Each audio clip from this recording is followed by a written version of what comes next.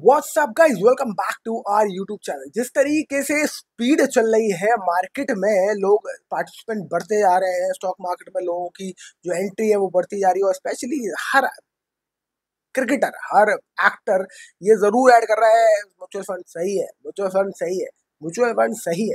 तो उस तरीके से म्यूचुअल फंड का पार्टिसिपेशन तो पूरी दुनिया में नहीं, इंडिया में तो बहुत स्पीड से बढ़ा है। और उस स्पीड से बढ़ने के हिसाब से कौन सी कंपनी है जो म्यूचुअल फंड को ही हैंडल करती है, यानी कि आपके म्यूचुअल फंड जाते कहाँ है, कौन उसको ट्रांसफर करता है, कौन उसको बिकवाता है आपका पैसा। जब आप बिकवा पैसा बेचते हो ना, अपना म्यूचुअल फंड बेचते हो, कौन है वो कंपनी जो हैंडल करती है आपके सारे कैश और रिलेटेड ट्रांजेक्शंस? वो कंपनी है CAMS, computer age management services limited.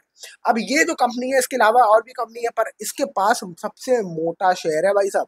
अगर आप देखें तो company the mutual fund transfer agency provide investor services, distributor services and asset management companies services.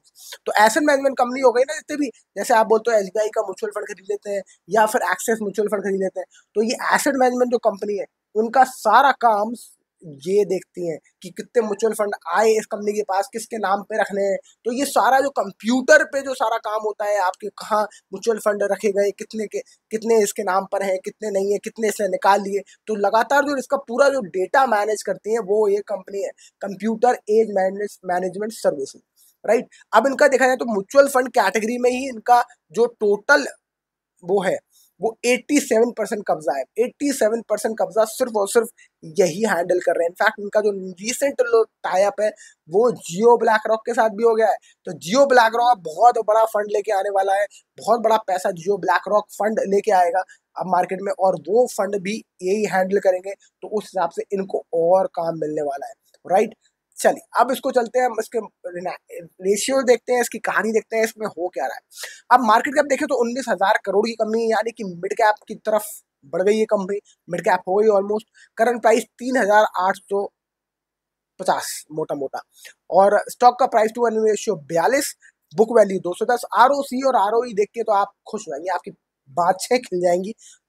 ROC 54% और आरओई 43%। भाई साहब अग्रेसिव अग्रेसिव आरओसी और आरओई वाली कंपनी, फेस वैल्यू भी 10 है, तो ये अच्छी बात है। डिविडेंड यील्ड 1.61% की डिविडेंड यील्ड। अब अगर आप मैक्स देखें इसमें हुआ क्या है, अभी तक उसका चार्ट उठा के देखें तो हमें समझ में आएगा कि इसमें हो क्या रहा है। अब आप देखो तो ये भाई साहब स्टार्ट हुआ 2020 में, 2020 में ये लॉन्च हुआ, 1300 पे तो ये लॉन्च ही हुआ था। तो उस हिसाब से बहुत तेज भागा नहीं अभी तक 2020 के बाद। तो फिर वहाँ 1300 से लॉन्च होके ये 3,437 गया, फिर यहाँ से ऊपर भागता भागता 5,000 गया, और 5,000 से गिरता गिरता ये नीचे वापस 3,800 पे आ गया है।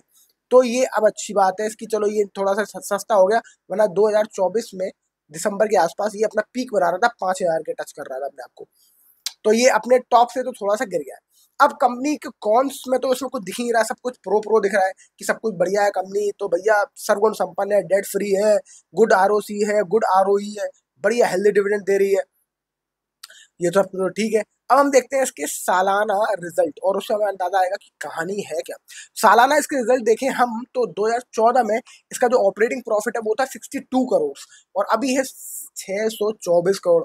62 से 624 करोड़ 10 साल में बहुत बेहतरीन जंप नहीं लगा दी, कुछ ज्यादा ही जंप लगा दी, ऑलमोस्ट 12 गुना के आसपास, 11-12 गुना के आसपास जंप लगा दी भाई। 10 गुना मान लेते हैं, 10 गुना मान लो, 10 गुना के आसपास जंप लगा दी, सॉरी। राइट। अगर अगर आप देखें हम इसका नेट प्रॉफिट, तो 62 करोड़ का नेट प्रॉफिट था 2014 में, और 444 करोड़ का नेट प्रॉफिट है अभी। अभी ये तो ठीक है, पहले 62 करोड़ था, अभी 444 करोड़ का है। पर अभी इंटरेस्टिंग बात ये है कि ये लगातार प्रॉफिट ग्रोथ कर रही है, यानी कि देखो, अगर आप देखो 2022 में 289 करोड़, फिर 275, फिर 337, फिर 441, और अभी टिल नाउ 444। यानी कि लगातार प्रॉफिट करने वाली company, which is consistent profit making company, are the company you should कहते हैं ना, you should bet on those company जो लगातार धीरे धीरे ऊपर बढ़ रही हैं। तो उन कंपनीज पे आपको बैट करनी चाहिए कहते हैं। तो वो एक अच्छा संकेत दे रही है कि भैया ये कंपनी तो बहुत बढ़िया है उस हिसाब से। तो अगर आप बैलेंस शीट देखें और कैश फ्लो देखें तो लगातार पॉजिटिव कैश फ्लो बनाने वाली कंपनी। 2014 में, 2016 में 84 करोड़ का कम कैश फ्लो, अभी 444 करोड़ का कैश फ्लो, उससे पहले 388 था, उसके पहले 317 था, उसके पहले 306 था। यानी कि धीरे धीरे कैश फ्लो भी लगातार बढ़ता हुआ है। कोई भी ऐसा नहीं है कि कहीं डिप आ गया हो, कहीं मार्केट में वो कुछ आ गया हो, या एब्रप्ट हो कि कभी ज्यादा कभी कम, वो नहीं हो रहा है। और लगातार प्रॉफिट मेकिंग कंपनी, यानी कि बहुत ही कंसिस्टेंट प्रॉफिट मेकिंग कंपनी है। तो ऐसे कंपनी होती है कंसिस्टेंट कंपाउंडर, जो आपका धीरे धीरे धीरे पैसा बनाती जाती है। अब अगर शेयर होल्डिंग पैटर्न देखें तो आपको एक इंटरेस्टिंग चीज पता चलेगी कि शेयर होल्डिंग प्रोमोटर के पास है ही नहीं। शेयर के पास, प्रोमोटर के पास कोई शेयर नहीं, प्रोमोटर के पास 0% होल्डिंग, यानी कि पूरा माल बेच चुके प्रोमोटर। अब कौन चला रहा है कंपनी? FII, DII और आप और हम ही मालिक है इस कंपनी के। अब आप सोचते हो कि प्रोमोटर अगर कंपनी नहीं है, प्रोमोटर के पास शेयर, तो यार कैसे कंपनी चलेगी? जो प्रोफेशनली मैनेज कंपनी होती है उसमें कोई दिक्कत ऐसा होती नहीं है, क्योंकि उसमें अपॉइंटेड कर दिए जाते हैं डायरेक्टर और ये सारी चीजें, तो उस हिसाब से कंपनी मैनेज होती है।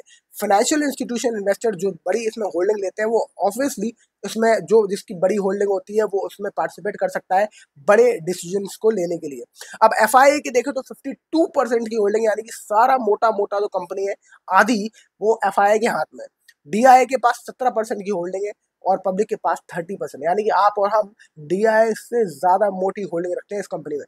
तो उस हिसाब से आपको इसमें फैसला लेना पड़ेगा। आप सोचिए, पब्लिक के पास 30% होल्डिंग है, तो ये अच्छी खासी पब्लिक के पास होल्डिंग है इसमें, और पर सबसे बड़ी है FII के पास। पर अच्छी बात यह है कि कंपनी लगातार कंपाउंडरिंग करती हुई है, लगातार प्रॉफिट दे रही है, लगातार कंसिस्टेंटली ग्रोथ कर रही है, अपनी सेल्स बढ़ा रही है, अपना प्रॉफिट बढ़ा रही है, और अपनी लगातार एक्सपैंड कर रही है। जियो ब्लॉक रॉक के साथ अभी रिसेंटली ऐड हो गई है, तो उस हिसाब से उनको सर्विसेज दे देगा और मौका मिलेगा और बड़ा प्रॉफिट कर पाएंगे।